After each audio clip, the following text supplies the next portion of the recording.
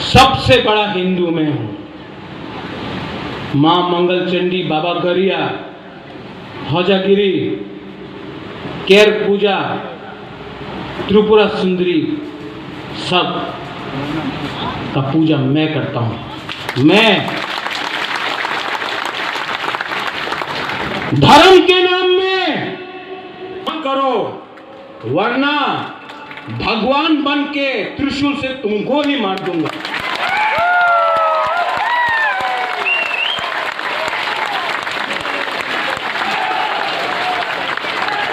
जाति के नाम में, भाषा के नाम में, स्क्रिप्ट के नाम में, धर्म के नाम में तिप्रासा को अगर डिवाइड किया तो शिव का तांडव भी करके मैं भस्म कर दूंगा।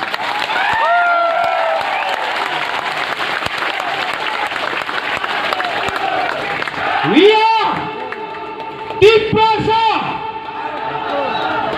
We are not scared of anyone. We love everyone.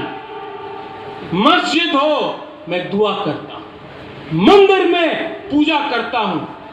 Buddha मंदिर में विपासना करता हूं। चर्च में प्रे करता हूं। लेकिन कभी भी किसी के खिलाफ नहीं, किसी के नुकसान के लिए नहीं, अपने भले के लिए, जाति के भले के लिए, कम्युनिटी के लिए भले के लिए।